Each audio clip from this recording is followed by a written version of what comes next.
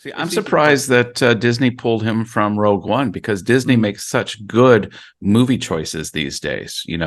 Absolutely. Disney's just really on top of it, They and can do no wrong, for sure. no, they really have their finger on the pulse of the American and international You film ought to be audience. in pictures. You're wonderful to see. You ought to be in pictures. Oh, what a hit. What have you been doing this long weekend? Anything fun? Watching Fall of the House of Usher, 8 episodes of that. It takes time, doesn't it?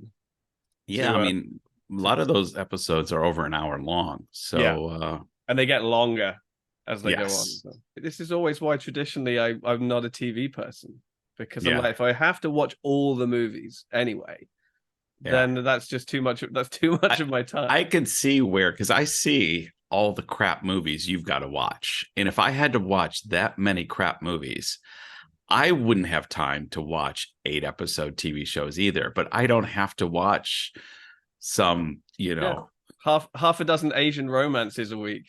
I was gonna say, God dang, man, how does James do that? That's agonizing. But then, I mean, that's my bread and butter though, because that's the stuff that the South China Morning Post, for example, wants me to review. Right. Isn't it sad that our bread and butter is always something different than like what we're really interested in? Absolutely. Always. I mean, it's one of the motivations why I do this, certainly. Same. I'm sure. Yeah, no, I mean, I have to tell people all the time. They're always like, oh, you're a film critic. Great. So you just have to watch movies for you get paid to watch movies all week. That must be great. I'm like, no. I mean, sometimes, sure. But, but no, because I have to watch all of them. Yeah. And, A, that's a lot. And B, it's a lot of crap. So, yeah. No, I get a few of the critic preview screening invitations, and then I look at it and go, yeah, like hell no. Oh yeah, if I could choose, it would be very different, and I'd be far happier. But yeah, no, I've just been busy trying to just cram everything in because I am off to Busan less than 48 hours. Be nice. I'm off to Israel in about 10 days. Oh, well, that's probably going to overlap really irritatingly. Like, what day do you leave? You probably leave the day I get back or something. I leave the night of the 14th. I'm actually going on Gary's junk, and then I've got to figure out if we get back to Mui Wo at about 6:30 in the evening, and I have to meet everybody at the airport at about 10:15. Oh wow! Do I go home for an hour, like all the way back to Park Island, and then, or do I? Well, yeah, this is why I didn't RSVP. I still haven't because I get back from Korea late on the 12th, late Thursday night, which means Friday, if I'm really on it, I'm gonna have to go and try and find an early morning screening of the new Exorcist movie, which will have come out the day before, so that I can see it, so that I can talk to Phil about it at lunchtime. But there just might not be an early enough screening, but we'll see. But so I was like, do I then want like on the Saturday to go on a junk all day? Probably not. And then I met Tammy to go see The Creator. Okay, well, shall we start there then? Sounds good. Yes, The Creator. Yeah, new film from Gareth Edwards, British filmmaker, who did Rogue One. Well, he did Rogue One until he was taken off Rogue One, and it was finished by somebody else. Because do you remember when Rogue One came out? Just to go on a tangent immediately. I do, and it's one of the few new Star Wars movies I really enjoyed. I think it's the best of the new Star Wars movies by quite some margin. But if you remember when the first trailer came out, it was this very dark, ominous tale about, yes, I am a rebel, and I do all these things. And half of those scenes are not in the finished movie. There are different takes of it, which and the tone is much kind of lighter. And I think he was going for something sort of far darker than Disney really had planned for. And so I'm not sure exactly what happened, but I think he was kind of taken off the project in the edit, and there were some reshoots with one of the Gilroys, I think Tony Gilroy maybe. So anyway, so he was behind that. Previous to that, he did the 2014 sort of reboot of Godzilla. which has Right. kicked off the whole kind of monsterverse, as it's called. And before that, his first movie was this very small, independent, sort of homemade sci-fi sort of thriller called Monsters, which Oh. was Scoot McNairy going through sort of Mexico on a road trip, but it's become a kind of locked down, infected zone because there are these giant sort of tripod-like aliens wandering around in that area. And apparently he just went down to Mexico with some mates and they just shot the movie. And then he, at home himself, he did all the CGI because his background is in sort of CGI before all of that, and he put it all in, and it's just really good. It's a really good little movie. Yeah. See, I'm surprised that Disney pulled him from Rogue One, because Disney makes such good movie choices these days. You know, absolutely Disney's just really on top of it, and they can do no wrong for sure. No, they you know, they really have their finger on the pulse of the American and international film audience.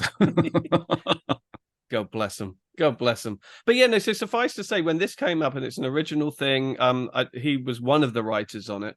I was actually quite sort of looking forward to this. I was, you know, I appreciate what he's done in the space, if you like. And the setup of this is essentially sort of near future. AI has run amok, and there has been an apocalyptic event sort of 10-15 years earlier where sort of the rise of the machines caused a nuclear blast in LA. That caused the Americans to backpedal on their embrace of AI technology and robot technology, whereas the other hemisphere, New Asia, as it's called, sort of have really run with it, really integrated AI in.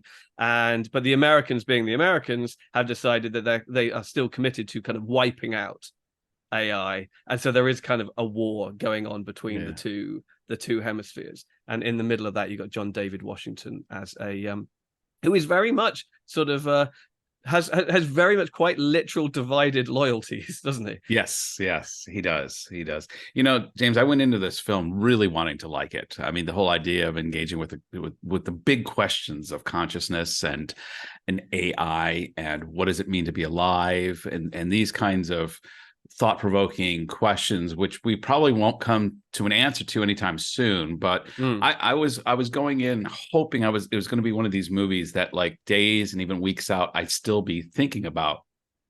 And I left with completely the opposite response. I ended up not caring for this movie as much as I thought. And I was actually having an exchange with another film critic over the last couple of days who enjoyed it, that I personally know. Yeah. On Facebook, and we came to the conclusion, he really liked it, but we came to the conclusion that this is a marketing problem, because I went in thinking any kind of movie that goes in where you're seeing the poster with AI Sims robots on the poster, it has a movie title, The Creator, and AI is the focal marketing concept that they're driving. Then you go in and realize, actually, this is a 2-hour movie about American foreign policy in Southeast Asia. It's a little disjointed, because I'm thinking, well, this is not the movie I signed up for. So already, suddenly, expectations are lowered. And it's not that I have an issue with exploring bad American foreign policy, particularly in Southeast Asia. It's just that's not the movie I signed up for. I'm glad you added the bad, because when you were like, oh, it turned out to be a movie about American foreign policy, I was like, yeah, but it doesn't paint it in a very flattering light. There are very strong allusions to particularly the Vietnam War in this, you know, visual tropes.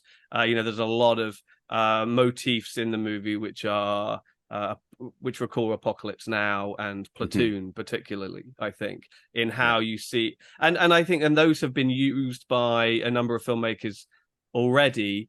Most notably James Cameron. You know, Aliens was very much the same thing.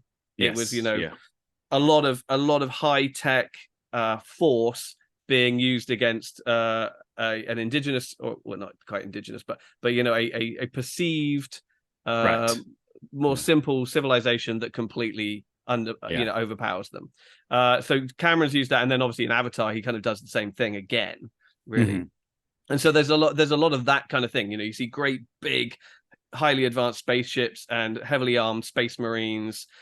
pouring off their cruisers and their landers into paddy fields and mountains with Buddhist temples on them, and this kind of, and sort of idyllic Thai island beaches and what have you, just completely sort of running amok, but then inevitably becoming unstuck by the locals, who have, as we said, a number of them have sort of fully integrated AI into their world. So there are sort of robots, there are cyborg characters that are kind of half humans, half robots, and all kinds of technological sort of integration. Yeah, and the idyllic.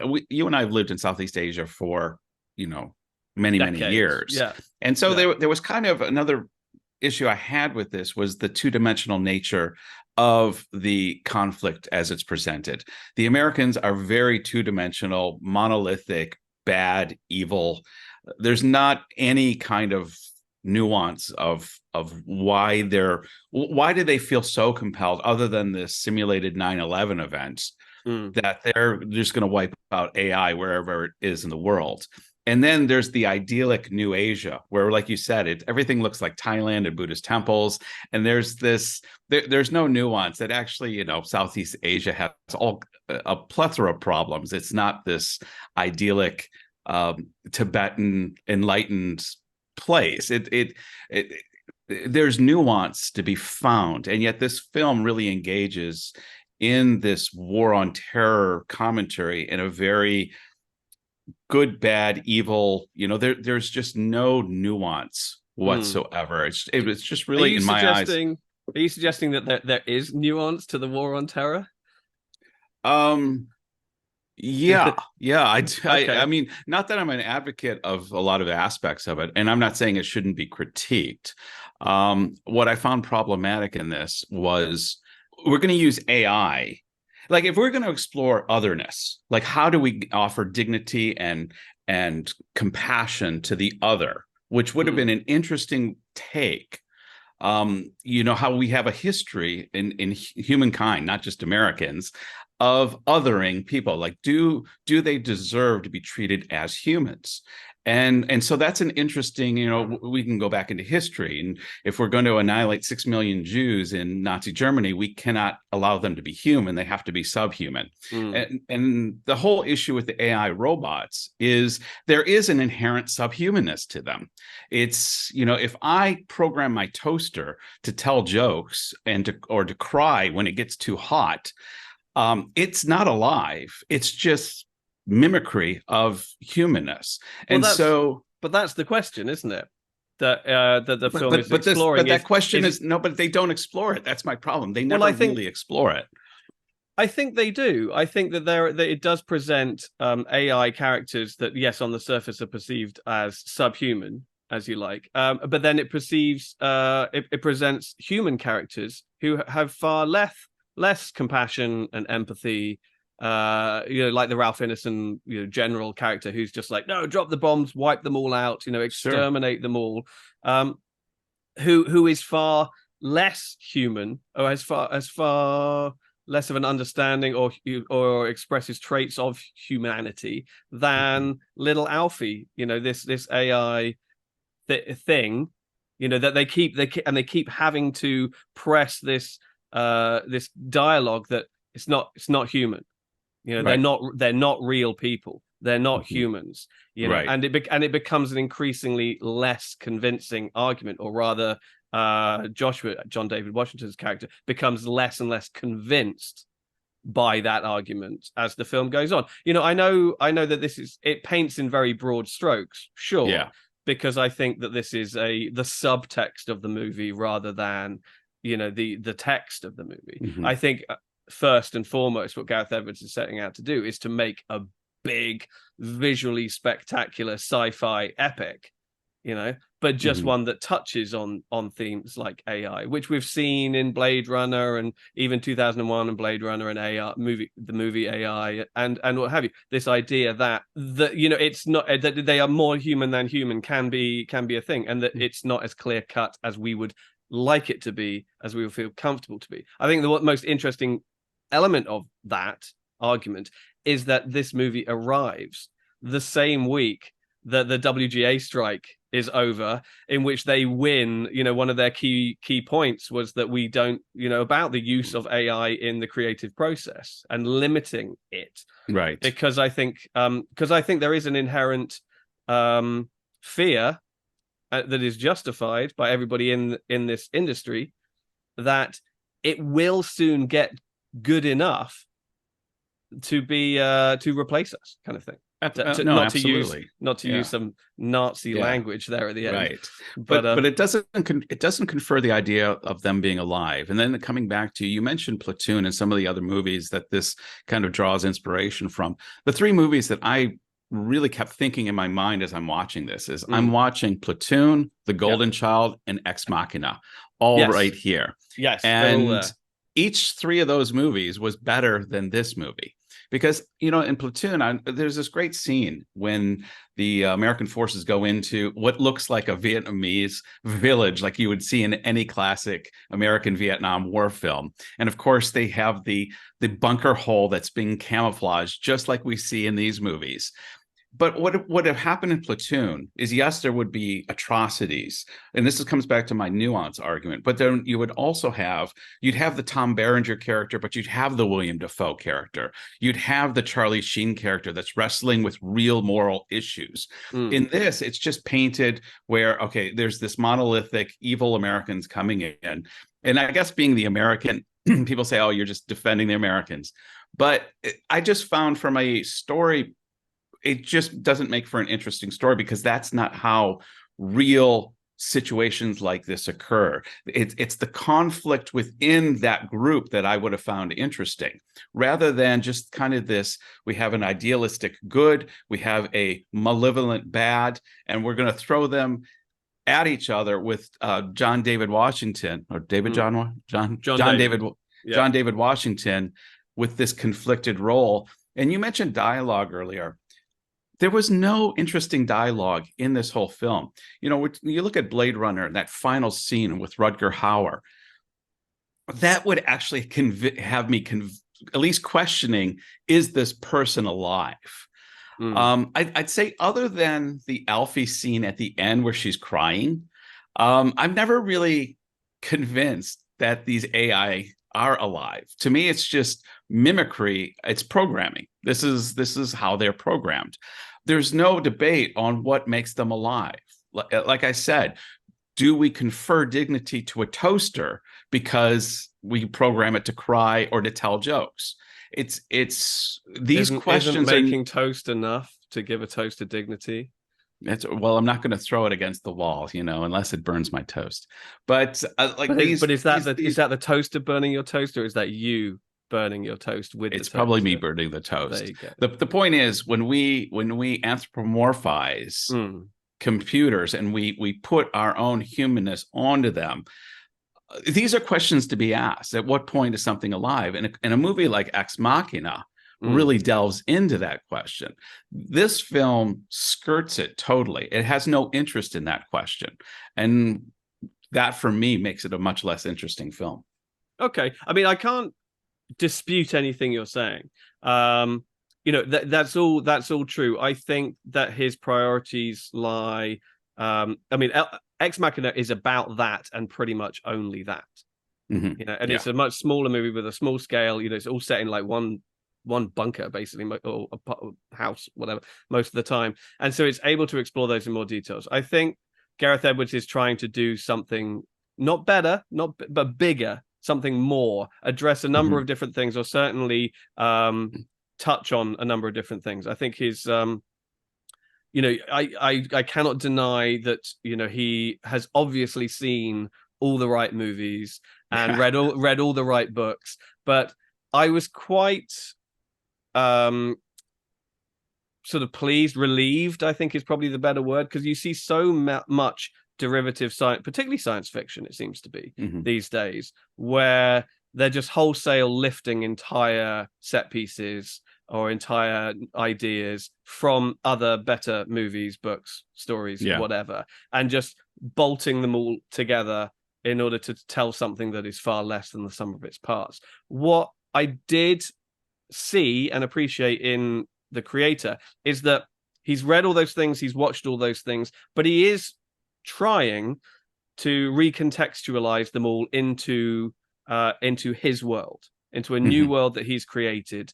And at the end of the day, all science fiction really, and it goes with other genres as well, but science fiction is probably the easiest one to talk about it with, is all about just building upon existing ideas. Sure. It's all a process. It's all just evolution, and there are good ways of doing it and there are other ways of doing it, and it never felt to me like he was just ripping other stuff off here. Right. It felt like he was no, and I give it credit for that. He was kind of paying homage, paying tribute. He was tipping his cap to all of this stuff, and I think what he created was something that I could enjoy on its own, visually, narratively. I mean, the to refer back to the Golden Child story of there being some young innocent who is the savior of the other has been used a billion times in a billion different genres and a billion different movies, and it's a bit hokey. And the minute, this is not a spoiler, the minute that in the first 5 minutes his pregnant wife dies, when he then finds himself on the trail to find a child, you don't have to be a genius to kind of put two and two together and know exactly where this is going very, very early on. So in some degrees, this is playing very comfortably within certain conventions and certain genres and certain tropes. But I think, if only on a purely visual level, this was one of the most visually interesting science fiction movies I've seen in a long time. I think all of the films that you name checked are definitely in there. I think there is a lot of Star Wars in there as well. It just in the ships and in the way the costumes are designed and that kind of thing. The way technology and sort of old world cultures are integrated feels very Star Wars. Star Wars, certainly the original one, owed a great debt to old samurai movies, old Kurosawa movies. Yeah, and I think an element of that remains, and you can see his love for just sort of Asia and Asian cultures. I mean, as we've already said, they shot in Thailand, in Indonesia, in Nepal, Vietnam, all over Tokyo, and I think it really captures this great sort of exoticism. Sure, it's fairly superficial, but it similarly feels kind of rich and authentic and exotic in a way that suits the narrative.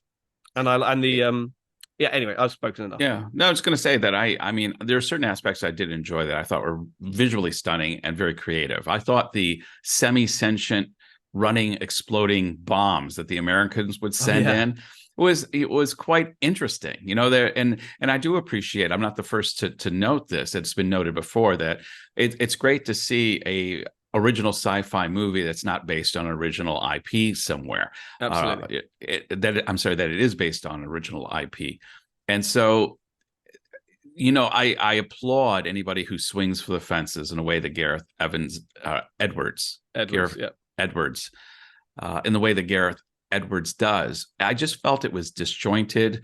Again, I think a lot of it had to do with my expectations, because with a title like The Creator, and an AI-centered film, I was not prepared for basically a war on terror analogy, which is really what this film is. And I'm not sure that it conveyed what it wanted to convey by using AI as the insertment for the other, whatever we want to insert as the other, because the question of that humanness has not been answered. I mean, I think we can look at any other atrocity committed in history where we've tried to subhumanize a group of people in order to enslave them, to genocide, whatever. And we can all agree, that was unique to that situation, but we're all human. The question hasn't been answered yet about the humanness of AI. So to make that assumption and then treat somebody as being evil because they view it as a legitimate threat to humanity itself, I couldn't connect those dots maybe as easily as you could. Right. I mean, I think to say that the film has those allegorical elements about war and terror, to say that the film is merely an allegory about the war and terror, I think is diminishing it somewhat. I think it's one of the things that it's interested in exploring, and I think it's just it's using AI just because I think that that's the next perceived, sentient being that yeah, and it's exists, and I understand that that is a threat. I agree. Yeah, I mean, Okay. it's. What? Let me ask you, what do you think about John David Washington in this? Well, I don't think he's got the greatest range, to be honest. Yeah, I've seen him in a few things now. I still think Black Klansman is probably the best thing I've seen him do. sure. When he's playing this kind of sort of slightly out of his depth, slightly bewildered action hero, he just looks a kind of a little bit kind of just sort of lost. I mean, he's fine. Yeah. It's not like, a sack of potatoes being dragged around in the middle of all of this other stuff. He's fine, but is he a commanding screen presence? No. I that's where I was interested in what your thoughts were, because that's exactly echoes my thoughts. I thought, I kind of enjoyed him in Black Klansman. He was okay in Tenet, but he's basically the same character. And I thought, what makes Denzel, his dad, just light up every scene that he's in, where this guy has to really try hard to even try to scale that mountain? It made me think of when I went to see Sting with my wife about 4 or 5 years ago here in Hong Kong, and Sting's son opened for him.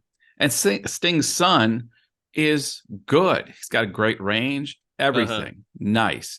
Soon as Sting comes up, it's like there's a magnetism that just erupts. And you think about Julian Lennon and John Lennon, these very talented children of their parents are on a whole different level. And how do you compare to that? So I'm thinking, as I'm watching John David Washington in this, thinking, God, it's just not Denzel. He's just not. Yeah. I think the one thing I will say to his credit is that he's not trying to be Denzel. Agreed. He is kind of going in a different direction and trying to be a different kind of performer, a different kind of leading man, a softer, more compassionate kind of leading man. Look at the roles that he's taking. He's not just this sort of, there is such a kind of sort of hulking stoicism to Denzel Washington. Yeah, sure. That That's he's a term, he's a kind of mountain of righteousness, and retribution. Yeah. Whereas J.D. Washington is going for something far more sort of sensitive, I think. Yeah.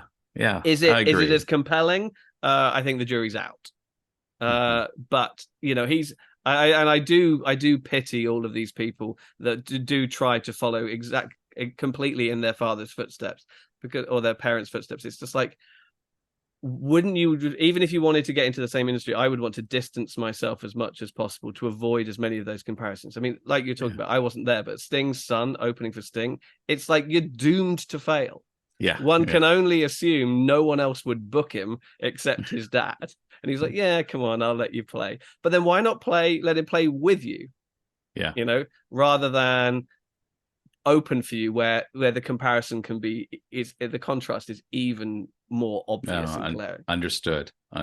Yeah, I feel the same way. Okay, I think we're going to have to sort of agree to disagree somewhat with how effective the creator was in what it set out to achieve. But I will say, though, it's interesting how Hollywood films really want, especially in the Western context, American context, to have representation, except for when the Americans have to be pure evil. And then they become very white and very male, very quick, except for Allison Janney. I was going to say, I was just thinking, I just saw in the news, like the highest level American military officer now there is African-American, and I forget his name. And I just thought, but when they had that general who's commanding all the evil American forces, they're not going for representation here. It's broad strokes for sure. Yeah. I just thought that was kind of comical, because there was, even when the Americans go in, I'm thinking there's a distinct lack of representation here. Except obviously for J.D. Washington, who is, well, yes, he's obviously the the character from Avatar. With the heart of gold. But I did like that they made him kind of a cyborg, if you like. in an old school kind of way. He's a double amputee, who has a robot arm and a robot leg, and they don't really discuss it. No, in fact, I was wondering why they put that in, other than to have him kind of be in this world where he himself is part machine. But even then, prosthetics are prosthetics. They're not. I don't think they're a stand-in for. Well, again, I think it's a road that is being traveled. Sure. I think, the fact that he keeps taking them off and putting them on almost emphasizes the fact that I am not one with these things. It's a bit like sort of if you remember Will Smith's character in I, Robot, not a very good movie, but obviously addresses a lot of good ideas because it's based on the is it Asimov? Yeah, it's Asimov, right? Yeah. I, Robot, where there he has a robot arm. It's kind of a reveal. It's not shown to you at first, but he has a robot arm that he cannot take off. And that's kind of like why he hates robots so much, because he got in a blah, blah, blah. Yeah. And there they try and make a thing of it, and it doesn't really work. Here, I was quite interested by the fact that he has these missing limbs, and B, that they don't really make a thing of it. It almost made me think, I wonder if it was even in the script, because I don't think it's addressed at all.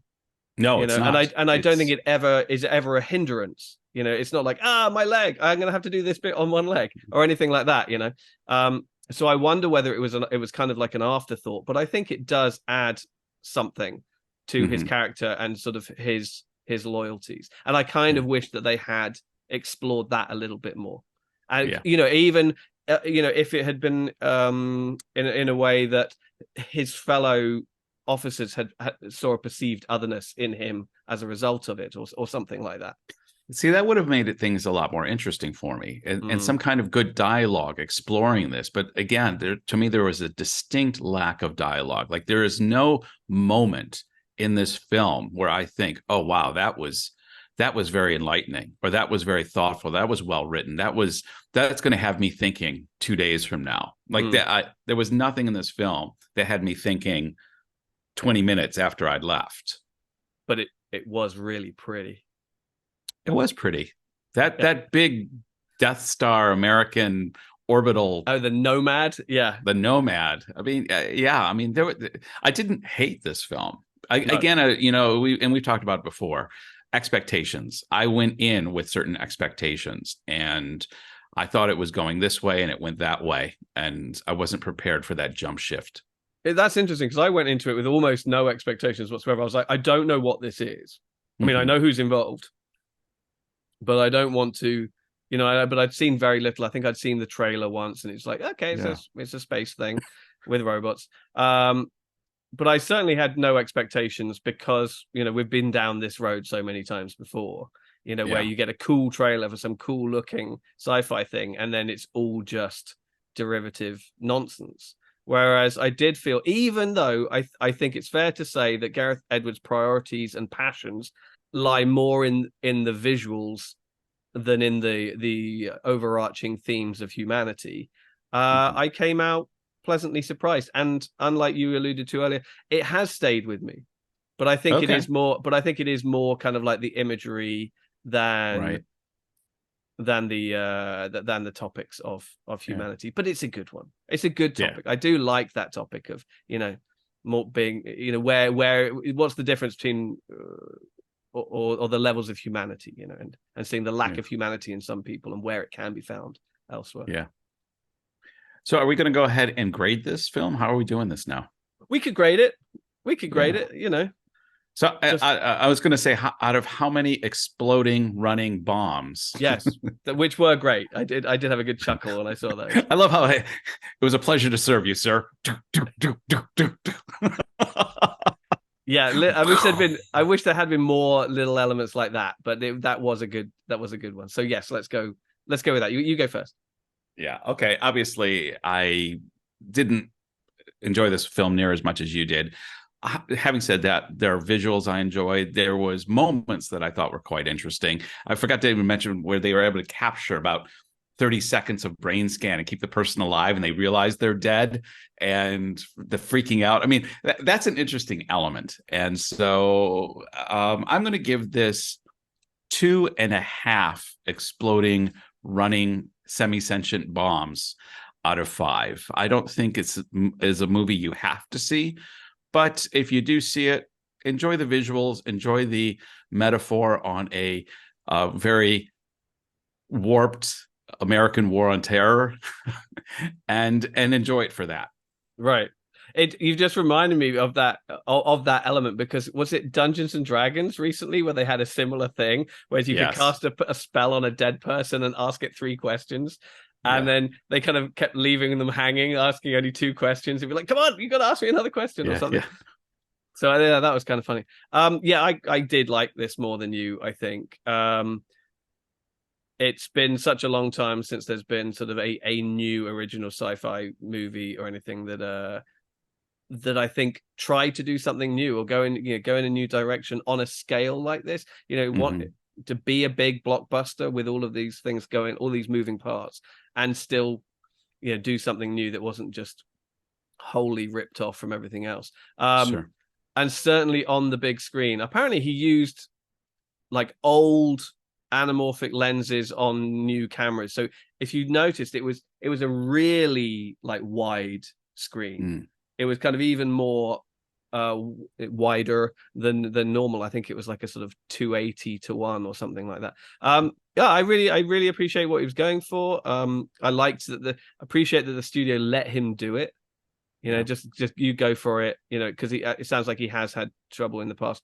And I'm almost kind of tempted while it's in the cinema to go see it again, because I think undeniably it will lose something when it goes to a smaller screen.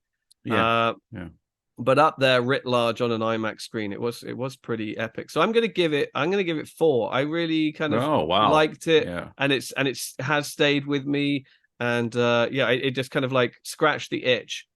Did it push the conversation further forward? Maybe not much, but I think it's almost like a nice cliff notes of this is where we're at with this conversation kind of AI. I love that we disagree, because too often I think we fall into a rut of liking and disliking the same thing. Okay, unless it involves people eating people, then I'm all in. But I like this one. I'm surprised actually, as such a hardened sci-fi man as you, that I think that's you didn't like it more, because I am a very hardened sci-fi guy, and that's why I went in with very high expectations. Fair enough. And anyhow, I think we've run that to its logical conclusion. Let's move on to the Fall of the House of Usher, the new upcoming Netflix miniseries based or written and directed by Mike Flanagan. Yes. Yeah. Well, he directed half of the episodes, and Michael Fiminari directed 4 of them. So they did 4 each. So he collaborated on The Haunting of Hill House and Midnight Mass, but as a cinematographer, I believe. And so now that's one of the reasons we like Mike Flanagan, is we spend the first 10-15 minutes of any miniseries identifying his cast of characters from previous miniseries. Obviously he has not only his wife, Kate Siegel, but Samantha Sloya, a number of regulars that he goes to for his films and miniseries. Henry Thomas has always been a regular player in his. Yeah. Okay, so this is new 8 episodes, ostensibly an adaptation of the Edgar Allan Poe story, The Fall of the House of Usher, but it's way more than that, and it takes in so many other Edgar Allan Poe stories, the novel Arthur Pym as well, and poems like the Raven and what have you. Each episode is named after, apart from the first episode, which is a quote from the Raven, isn't it? The first episode is called A Midnight Dreary, which I believe is like one of the opening lines of Raven. But each episode after that is named after a different short story. Mask of the Red Death, Murder of Rue Morgue, Black Cat, Telltale Heart, etc., etc., etc., ending with the Raven. And I didn't know that going in. And so right off the bat, because I've seen, I have, so just a little bit of background from me quickly. I never studied Poe. I don't know if it's something that in American schools you probably do. And not a lot of school kids certainly seem familiar with the Raven. but growing up in England, we were doing like Chaucer and Shakespeare and Thomas Sure. Hardy and William Wordsworth and all that kind of stuff. So I never studied Poe, and so I only got to him relatively recently. And I've seen all of the movies that Vincent Price and Roger Corman did together. Right, yeah. And so I've seen and read The Fall of the House of Usher, and I was curious how you're going to make a whole series out of that, because as compelling and as fascinating a story as it is, there's not a huge amount of meat on the bones. It's a pretty lean kind of concept. It is. Yeah. And so going in, I was like, okay, how are they going to drag this out for 8 episodes? And very quickly it becomes apparent, oh, no, this is like the complete works of Edgar Allan Poe almost. And I really appreciated, if nothing else, how it integrated all of those other stories into kind of an Edgar Allan Poe shared universe, if you like. Yeah, that's exactly the way I felt, James, in that, I don't claim to be a Edgar Allan Poe aficionado, but I grew up, in school. It was always in our orbit. The stories, the movies was always in our orbit. So what I found pleasantly surprising throughout this 8 episodes was these shout outs to different works that suddenly became familiar. Like I was watching it with Tammy. I say, oh, this is from, I know this. And so there was a good feeling where I was getting these Easter eggs for all 8 episodes. And it was a fun element to explore. And let me just say, any Mike Flanagan miniseries, I just love this guy. It's not always perfect. It's a little hit or miss, but this guy, to use a term we like to employ occasionally, he swings for the fences. He really goes big. And I love what he does, even when it is imperfect. And Fall of the House of Usher, generally, I loved it. It's not a perfect miniseries, has its shortcomings, but any Mike Flanagan 8 episodes, it's gotten to the point where October rolls around. What's Mike bringing to me? Absolutely. Yeah. I feel the same way. He has come up and he's become such a kind of brand and a reliable brand at that. It's almost like he's the new Stephen King in a way, and I know he has done like Stephen King adaptations, which kind of helps align those two. But, he is, at the height of his powers, and he, like you said, not everything he does is a slam dunk, but whether it's a movie or whether it's a TV show, that you are getting top drawer, hugely well informed, well executed horror, essentially. Yes. Yeah. And it will have great character work. It'll have great drama in there as well. There'll be a bit of humor, perhaps. And then it's going to obviously be on a curve in terms of where it lands ultimately, but that the bar is pretty high, and that you're going to be rewarded. Right. Well, just looking at the past, we have The Haunting of Hill House, we've got Bly Manor, we've got Midnight Mass, we've got The Midnight Club, and then this which nobody watched. Yes, it seems like nobody, and I was slightly disappointed because it skews younger. It's more of a kind of YA kind of thing. I liked it. I remember enjoying it, and we did review it. If I'm honest, though, it's probably the weakest of the miniseries thus far. Probably for me, it ties between Bly Manor and Midnight Club. It's kind of his lower benchmark for me. But what I was very happy to see in Usher is that some of the young cast members from Midnight Club were brought along for the ride as well.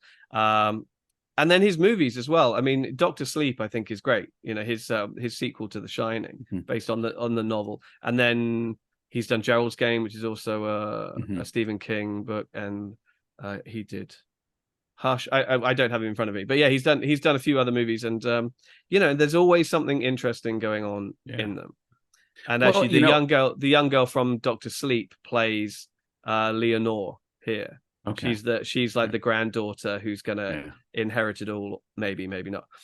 Right. in all of this. I mean, in addition to his stable of regular cast that he goes to, we have the always wonderful Bruce Greenwood. I mean, yes, I've loved Bruce Greenwood since he did this TV movie back in the 80s called Twist of Fate, where he and Ben Cross played a Nazi guy who has plastic surgery done in a camp at the last minute, and he basically goes from being Ben Cross to Bruce Greenwood, and Oh, wow. he ends up becoming.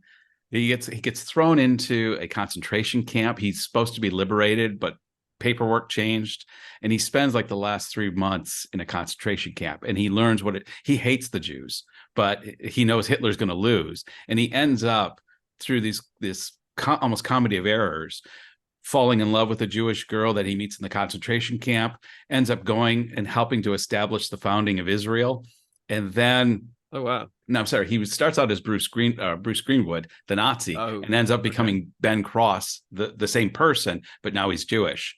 But then he plays himself growing up as a younger version, as his son, who then starts to do a documentary on war criminals from Nazi Germany and starts putting two together that his dad, the hero of Israel, is actually a Nazi war criminal. Oh, that sounds fantastic.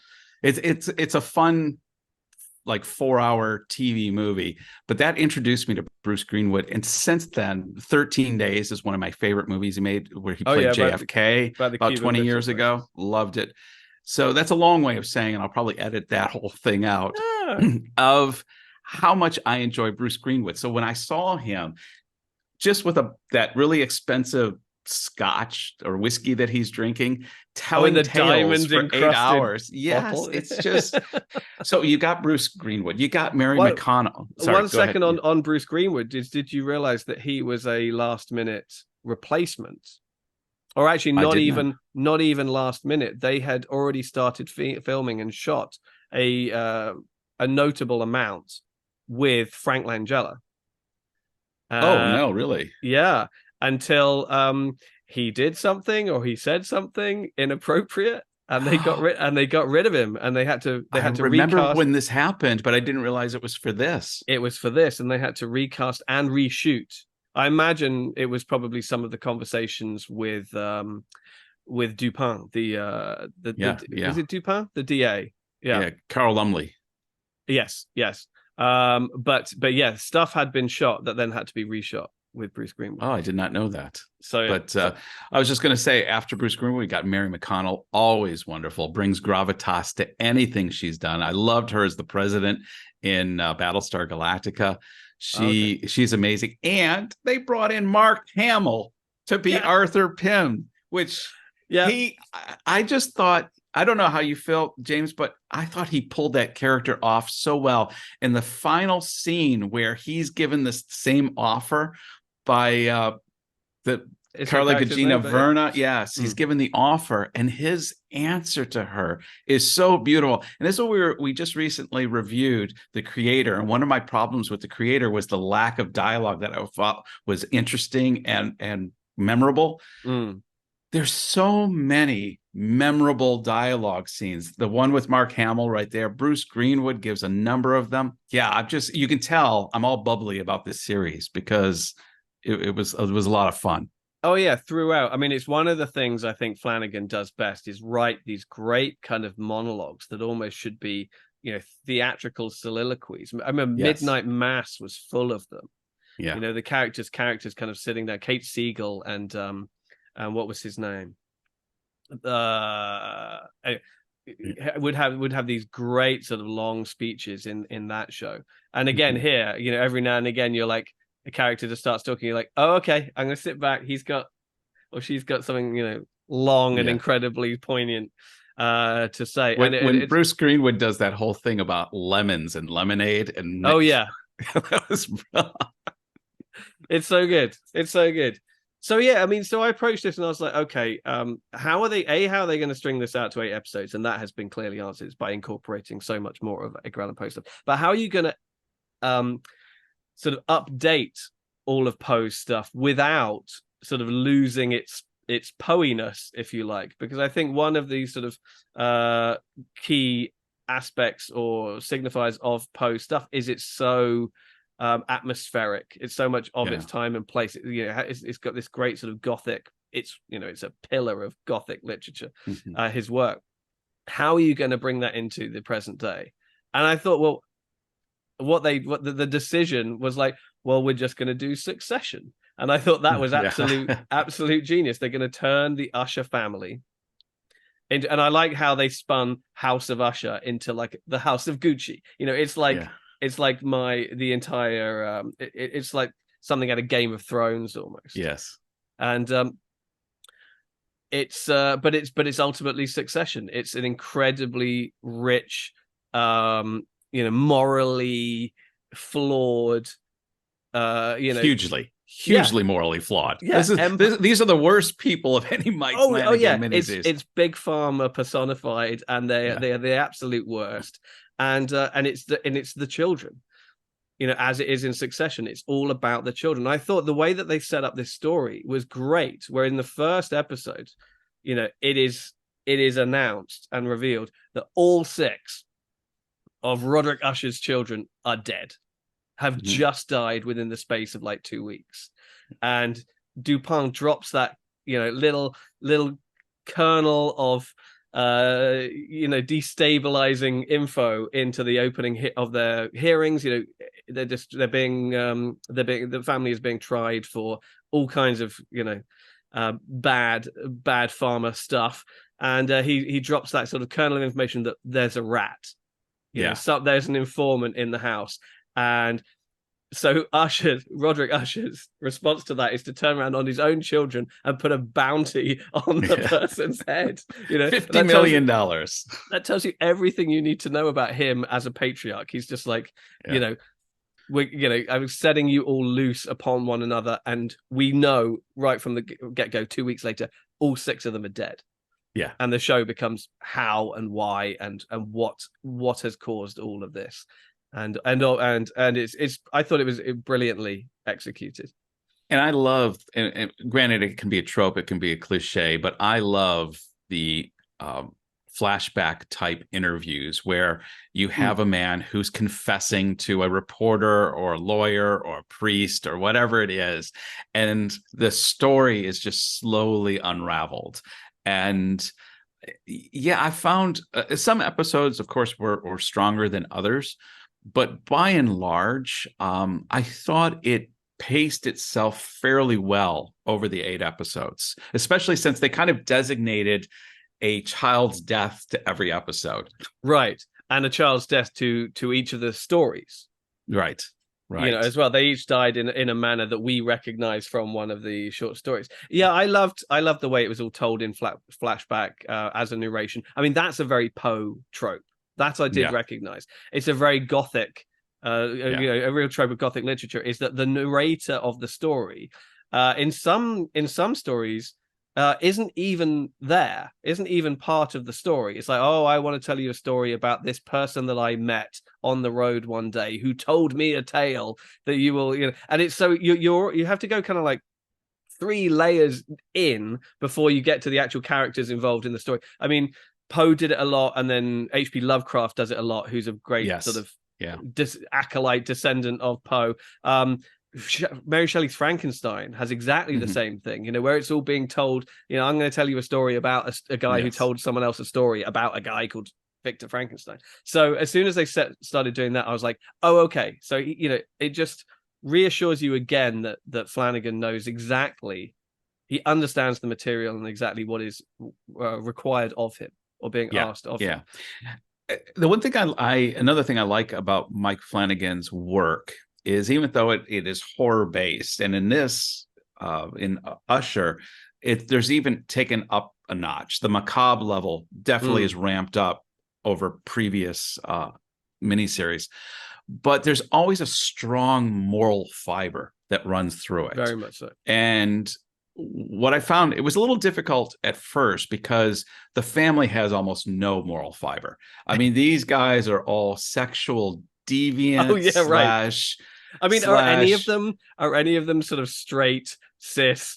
Nobody. They in all, a normal relationship, quote unquote normal relationship, in a cis relationship. I don't think so. Yeah, don't get us canceled here, James. Yeah, sorry, I didn't mean normal. No, but you're right. They're definitely the outlier type relationships, and everyone has got an issue. But it's interesting when Verna the Verna character, is revealed, and this is a spoiler show, to not quite be the Satan character or Lucifer who's given that Faustian offer of riches in return for eternal soul. It's more of fate. And I'm going to offer you something, and how you choose to use it is going to be the arbiter of the judgment to follow. And so you find in this case where she would have been quite happy when she's taking the children's lives, just as she does with the granddaughter, just going to sleep, just something peaceful. But because these siblings are so horrendously evil, there's just one macabre death, and it's a judgment. It's a judgment on the choices that they made in their life. They could have gone this way, and they went this way. And I love stories that not so much that the evil are punished per se, but that there's consequences for choices. And she even says that at one point. She says, there's always consequences. Every choice brings about a consequence. And this film, if you had to kind of analyze the subtext, is consequences to our choices. Absolutely. I mean, in every case, I think, they bring it upon themselves, quite literally. And it's them cutting corners or cutting into each other, literally, that brings about their downfall. They are just terrible people, and they dig their own graves, quite literally, in every case. It kind of reminds me, just because I saw it this week as well, the latest Saw movie. Because although, without nearly the amount of nuance or poetry or anything like that obviously Poe has, it comes from the same place. Repeatedly in that movie, John Kramer, the mastermind jigsaw killer behind it all, says, I'm not doing this to you. I'm not killing you. You will, if you die, it will be because of what you did. I'm just giving you a choice, an opportunity to reflect on the decisions that you have made prior to this.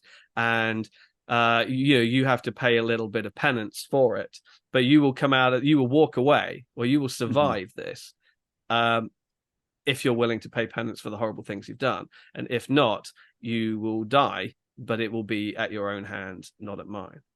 And obviously, yes, that's a far clunkier and clumsier version of the same thing, but it's ultimately this. And it got to the point where I was checking out what the title of each episode was as it began, and going, okay, how is this one gonna unfold? I think something like The Telltale Heart, you kind of saw that one coming a long way. I mean, obviously it's one of his signature pieces, so that's going to come in. But yes, one of the daughters is working on a kind of a pacemaker thing.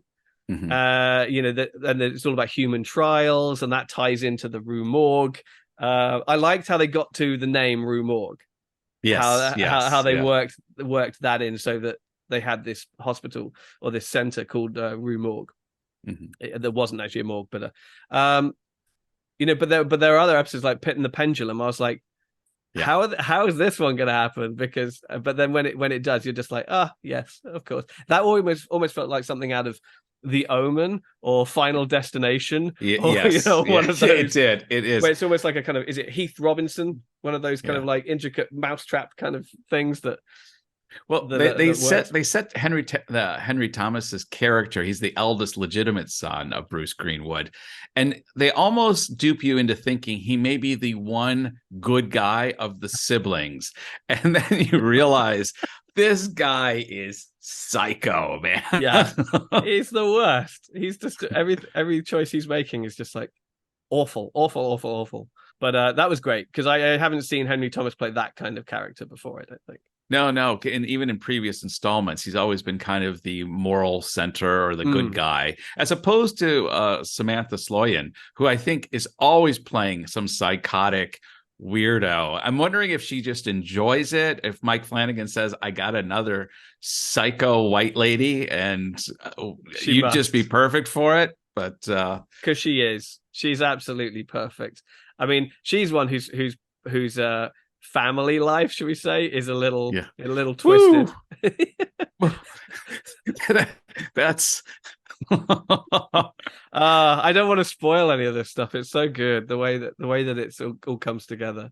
We are a So, spoiler show, though. But we are. But I see I know what you mean. Some people may be watching this before they've kind of dived in, and so I just thought this was a perfect. As I'm coming into October and the Halloween season, this sets the season off pretty well. Oh yeah, a great primer for Halloween horror season. I mean, because we're recording this on the 2nd of October. So many people that I know are like dusting it off, going, okay, right, it's 31 days of horror. I'm only going to be watching horror movies all through October. I don't have that luxury, unfortunately, but there are some people who are like, I'm only going to watch horror movies this month. Yeah. And there was a macabre level in this, the first son that dies, and it was great visual with arms wide open and the rain coming. And then what happens? It's like, oh dear Lord. That remains one of the most enduring images of the show for me. Yeah, I think that's the moment, because that's episode 2. That's the end of episode 2, and that's the moment where I was like, oh yeah, this is really gonna go for it, and that's one for the ages. That's just nuts. And then Arthur Pym, Mark Hamill's Arthur Pym, going in after this has occurred, and it's just a mass of flesh and melted bodies, and him just walking through it. You could hear the squishy squish, and then he's just looking for evidence. Where's the phone? It's just so brutal. I just thought it was great that they cast Mark Hamill for that, because he would not have been my first choice for the Arthur Pym role, and yet, I thought he did it so well, and he embodied that character so well. And when Bruce Greenwood gives the backstory of which the novel is based, you're thinking, I want a whole nother miniseries with Mark Hamill as Arthur Pym. Yeah, the only novel that Edgar Allan Poe wrote or completed, and I actually haven't read it yet, but as soon as you realize he was called Pym, I was like, oh, and talks about, yes, he went on these travels and yeah, and cannibalism may or may not have been involved, which I think is just brilliant. So I think this has kind of jumped to the top of my what to read next list. Good. I look forward to that. But yeah, I mean, I'm going to kind of go out on a limb and say that this might be the best Mark Hamill performance I've ever seen. Oh, yes, definitely. I would. I mean, it's hard to compare him to his 27-year-old Luke Skywalker days. For sure. Because he's in a whole different season of his life. But that gravelly voice, and you don't think of Mark Hamill having range, but when he had that final dialogue with Vera and Verna. You'll get there. I'm going to get there. I could rewatch that scene a couple more times, because he conveys so much restrained emotion. He conveys so much inner sustenance without being overly dramatic. I just felt, man, that was an amazing performance he just gave right there. And those are the kind of scenes that when I say that I need like 2 or 3 days later, I'm still thinking about. That scene is one that I'm still thinking about. Yeah, absolutely. I mean, I don't think I knew that he was even in it. And I think it took me a few minutes to even recognize him. I thought I when he started speaking, and I thinking, wait, is that Mark Hamill? And I had to go to IMDb and Wikipedia to see the cast list, and I thought, that's Mark Hamill, fantastic, brilliant. Mike Flanagan is thinking, I grew up on Star Wars. I'm going to put Mark Hamill in my movie. Absolutely, and put him in the most unlikely role. And I thought he nailed it. He is arguably. He's the most immoral. I think a lot of the ushers are amoral, but he's the one that makes, I think, the choices. He's kind of the hand of the king, you might say. He's like the one that actually goes out. He knows where all the bodies are buried, and he's probably buried half of them himself. Absolutely. And he's monstrous. He's like Tom. Have you seen Succession? No, I haven't. I need to. It's on my list. It's great. And for those who have seen it, he's like Tom. He's not part of the family. He has done this as a choice, and is arguably worse than any of the family members. I thought he's the consigliere and the Godfather movies. Yeah, all of that.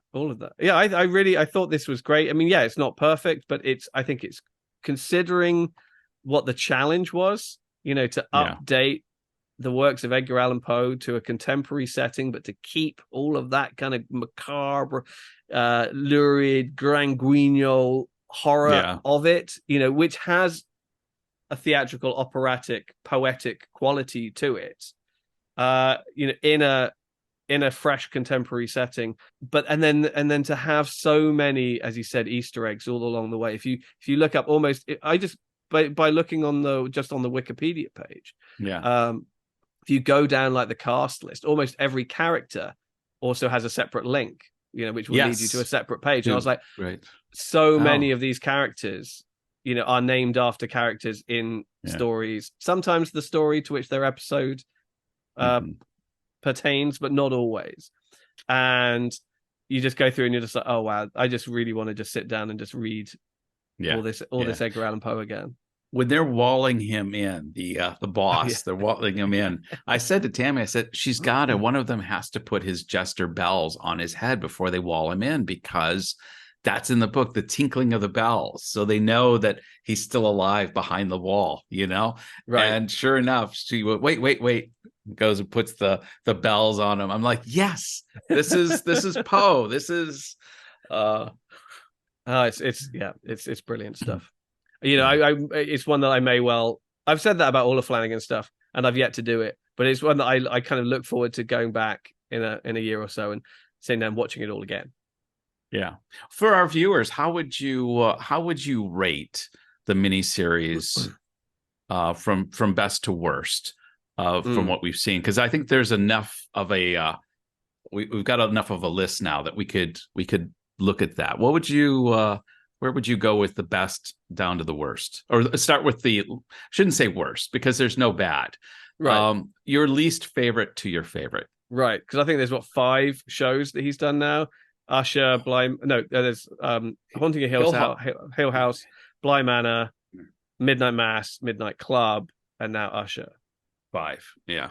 I mean, so that's great. I mean, so he's hit Shirley Jackson, Henry James. He's done his own, then a bit of YA, and then this is Poe. I'd love to see him do some Lovecraft. I think that would be Lovecraft would be good. Kind of nuts. I mean, Lovecraft is out there, but it's it's all within his scope. I think he could do it. Yeah, absolutely. He's got the range. And then obviously he's done a few Stephen King adaptations as movies. So yeah. So what would your rating be though? What's least favorite to favorite? Well, I put my hand up now and say that I haven't actually watched all of Bly Manor. I got about halfway through and I didn't finish it, and I keep meaning to go back because apparently it does get better. I think I'm not sure what happened there, but I never finished it. I think Midnight Mass is actually my favorite. Mm-hmm. I think it's his, and it's so weird and original and disturbing, and it tackles so many different themes and ideas. That's the one that really kind of took me by surprise, because I didn't know where it was going, because it was new. After that, I mean, this one was great. It's so fresh in my mind, and the thing that sticks with me from Haunting of Hill House is just how technically innovative it was. There were so many of these really challenging long sequences of single takes where they were moving in and out of rooms and moving the sets around and all that kind of stuff. It's really hard to pick a favorite, but I think Midnight Mass, just because it's wholly his and wholly original. I agree. If I had to pick a top, it'd definitely be Midnight Mass. I thought it still resonates with me, and in fact, it's due for a rewatch. I'd like to start and just settle in with episode 1 and jump in again. I might even do it this Halloween season. Then it would be, boy, it's hard to say now. Is it Usher or is it Haunting of Hill House? Right. I'm just going to go with Usher, just because it's so fresh in my mind, and I just thought it creatively. What he was able to do with Poe and his casting was, I just thought, phenomenal. And so I'm going to go with Usher 2, Haunting of Hill House 3, Bly Manor 4, Mhm. and I'm Midnight Club was fine, but I think it wasn't great, and I think everybody at Netflix felt the same way because they didn't jump on season 2 as was originally planned. Yeah, no, I enjoyed it. It is obviously a little bit different. I really loved the cast, so I was pleased to see a couple of those young actors get a shot, particularly the young Asian girl who plays one of Kate Siegel's assistants stroke Oh yes. sex slaves essentially. Yeah. And I think there was one or two others. Just the language, the way they treat people, like they are nothing more than they're like forks in the kitchen drawer, you know. Yeah, wow. Just... Yeah. Yeah, it was kind of great. Maybe the first thing I should do then is finish or just start again and watch all of Bly Manor. Because I never got to the end. I mean, I think it's because it's based on the Turn of the Screw, which I'm very familiar with. So yeah. I was like, oh, it's another adaptation of this. And I don't know why. I just got distracted away from it, I think. I need to rewatch it again too, because I watched it when it originally came out and remember not being that impressed with it as I subsequently was when Midnight Mass came out. And I just thought, wow, that one was a home run for me. I thought the ending by and large worked, except for the whole encounter between Bruce Greenwood and Mary McConnell and what he did to mummify her and then her coming back.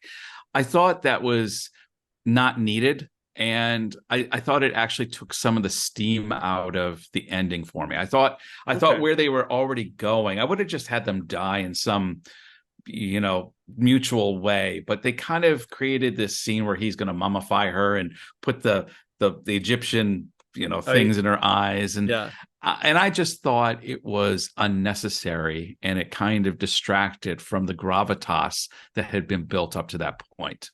I mean, if memory serves, I think that is how the story ends. Oh, maybe. I think she does kind of, because there's the stranger who's being told the story by Usher as the house is kind of like cracking, and then she does kind of come up out of the basement, and she's been buried. Okay, well that helps because I'm not that familiar with the story, so that would make more sense. But I just didn't feel, but I can see why he did that if that was the case. Yeah, I think it's probably one of the hardest bits to really sell, but I'm pretty sure that's just how the story ends, and so you kind of got to do it. Probably because he already created an alternative story, and then sort of having to jury rig a piece of the original story in where it doesn't really fit that well. I thought it was very disjointed. I found that addition very disjointed to the narrative overall. Yeah, no, that's fair. But I mean, I was just waiting for I know that the house has to get kind of like sucked into the earth at the end. So as long as they do that, I'll be okay. Anyhow, do we want to grade this out of 5? What would we assign as our device of measurement? Oh, well, there can be, so many options with Poe. I mean, we could do Ravens. We could do Telltale Hearts. I think Ravens. Ravens. Let's just stick with Ravens. Yeah. Okay. How many Ravens out of 5 do you want to go with this? Oh, I can do the half. So I'm trying to debate if it's 4 or 4.5. I'm just going to go with 4. It's a solid 4. Okay. This is definitely a high benchmark. Did an amazing job. It's not perfect, but by and large, I thoroughly enjoyed Mike Flanagan's recent Halloween offering up. And so, I'm going to give it 4 Ravens out of 5. I think that's about where I am as well. I mean, maybe I'm teetering between 4 and 5 because I don't do halves, and I'd like to make bold, sweeping gestures. But I thought it was great. No, it's not perfect, but then over 8 episodes, it's difficult to hit the mark with absolutely everything. What I loved most about it was how it has completely reinvigorated my interest in Edgar Allan Poe. Yeah, and all I want to do now is jump back in and read all his stuff. And I have the Raven and other stories here. I have the narrative of Arthur Gordon Pym and related tales here. I'm raring to go, and for that, I am absolutely delighted. And the notion, the idea that it might do the same for other people, Mhm. even for a whole generation of people who might not be familiar, or people in other parts of the world, because I do think school children in America will be familiar with The Raven, at least. It does, Yeah, probably. Probably. Um, For our viewers, where do you get your books? What edition books do you get there? Well, this is a really nice one. I'm glad you brought it up, actually, because this one, Mhm. which is it's published by Penguin, but this was a very special edition, which came out, I suppose it was probably about 2015, because it was the time when Guillermo del Toro made his kind of gothic horror classic, or gothic horror tribute, Crimson Peak. Yeah, Oh, right, yes. 2013, so 10 years ago, although it's still in print. So he teamed up with Penguin and sort of curated half a dozen, classic gothic horror editions that came out, all very affordably. They're nice hardback ones, and they've got those, black lined edges, and each of them comes with the same introduction by Guillermo del Toro, all about his love of all of this stuff. Right. And there is so this one is The Raven and Other Stories, which has most of Poe's short stories and poems in there. It's a good little edition, and you've got like all of the best stuff in there. He also did The Haunting of Hill House. That's the most recent one. There's Frankenstein. There is an H.P. Lovecraft collection, and then there are two other ones whose names escape me. There's one that's just like a collected work of American horror stories, but they were great. I just picked them up on Amazon very affordably, and I've loved them. Yeah. I picked them up during COVID, and I just fantastic. and I read them all, and they're great. I'm really committed to, I'm realizing I've fallen too much lately into the death scrolling through things, and I've been reading less, and it's really irritated me. And so I've really got a concentrated effort now to have my Kindle available and just be reading books more often. I was just recently looking at a couple of YouTube videos where a couple guys give their top 10 or top 15 favorite sci-fi novels. And there was nice. the stuff that was just put on my radar that I was unfamiliar with. And so I've been looking it up and thinking, I definitely want to read some of that. Edgar Allan Poe, now you've got me thinking, man, I need to read the Arthur Pym novel. And, I haven't read H.P. Lovecraft in a long time. I'm thinking I should settle in with some H.P. Lovecraft, some Cthulhu.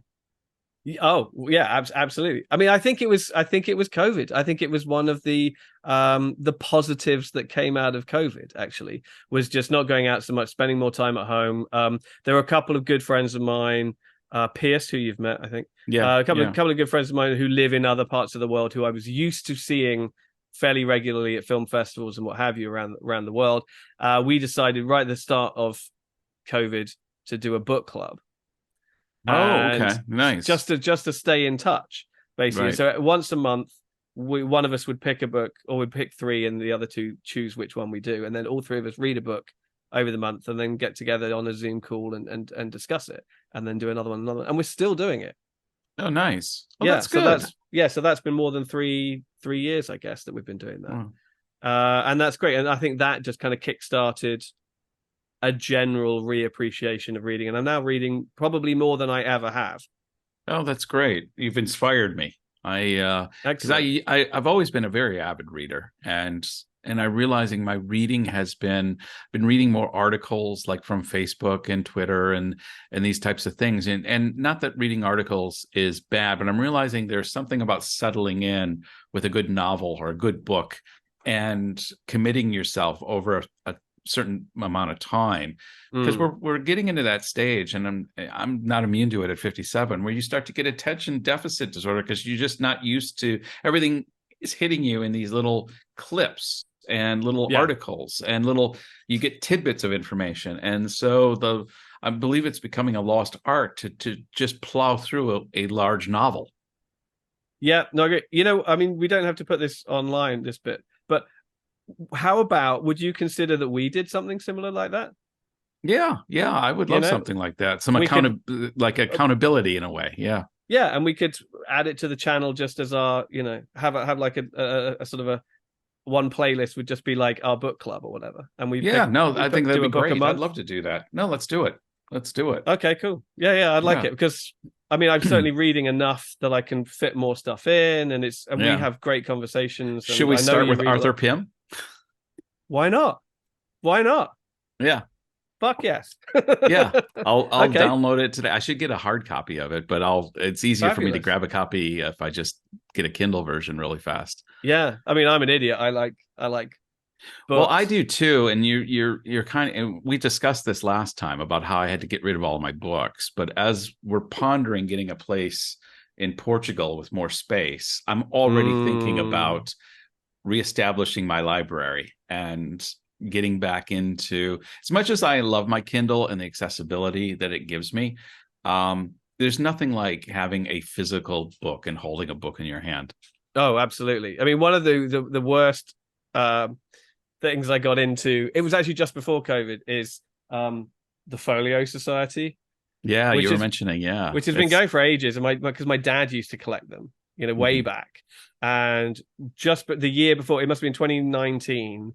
I noticed that they were starting to bring out all the James Bond books, or the Ian Fleming James Bond books, just like one every 6 months or whatever. And I was like, oh, you know what? I'd really like just to have all of. There's only like 14. I'd really like just to have those. And I'm always thinking, oh, I don't know what I want for my birthday or for Christmas. So I just said to my mum and dad, I was like, this is what you can just get me for my birthday or Christmas, for the next couple of years. Just get me the new whatever it is. And then my mum went ahead and just gave me 4 of them for my birthday that year. I was just like, oh, great. Okay. And there's only one left, and Folio are holding it back. Yeah. And and they've just announced what their big Christmas collection is going to be, and it's not in there. And it's like, come on. But obviously that was just the entry point. And I've since bought that's like fantastic. Bought like 100. Yeah, that's fantastic. That's really good. That's and they're really lovely. good. I mean, the editions. I mean, check this one out. Well, they look nice on the shelf too. They are. Where's the one I was going to show you? Because is The Call of Cthulhu and Other Weird Tales by H.P. Lovecraft. Look at this beauty. Look at that. That is, and who wouldn't want that in your library? And on a rainy afternoon to sit in your reading chair with a glass of scotch. It's got these great kind of like illustrations. Oh, that's fantastic. Yeah. I mean, of course, they're not cheap, but I'm an idiot. And, well, that goes without saying, but we'll keep that between us. I remember when I read this one, I had recently read an interview with a film director who was big into all of this kind of stuff, and he said, "Oh, the great thing about Lovecraft is you've got to read it out loud to really get the news." So I was like, "Really? Okay." So I read it when I was like on my own at home, and I read it out loud, and it was great because you do get really into like the language and because it's so descriptive, sort of ghoulish and atmospheric that it was quite a fun exercise. Actually, I didn't read it all like that, obviously, because that would have just been interminable for everybody. But I did do a few of them like that, and it was. Well, see, I'm an old gamer, Dungeons and Dragons, all the role playing games. I mean, since I was in high school, and Call of Cthulhu. I didn't play it a lot, but that was my introduction to H.P. Lovecraft. Was playing the game Call of Cthulhu back in the late 80s. Oh, nice. Okay, but his stuff's just so great. It's so weird and just. I'd like to be able to say that I've read. I would struggle to think about what I've actually read, despite my familiarity with the genre and his work in general. Right. I think after maybe Arthur Pym, we might need to do some Lovecraft, because that would be a perfect continuation. This would be a great excuse for me to. I went through this phase about 15 years ago where I was committed to reading the classics, and I went on this I read Mary Shelley's Frankenstein. I read Dr. Jekyll and Mr. Hyde. I read the Brothers Karamazov. And I wanted to read these classics, and then I kind of fell out of it. And so this is kind of giving me a impetus. Well, I think it'll give each other a bit of commitment. Do you know what I mean? Yeah. That sounds good. Awesome. Let's do it. Good. For sure. Good. I'll download Arthur Pym today. So I guess for October, What for better? October. Yes, What better? this is grand. Hey, this has been a great chat. I enjoyed it a lot. Definitely. You're wonderful to see. You ought to be in pictures. Oh, what a hit you would be. You're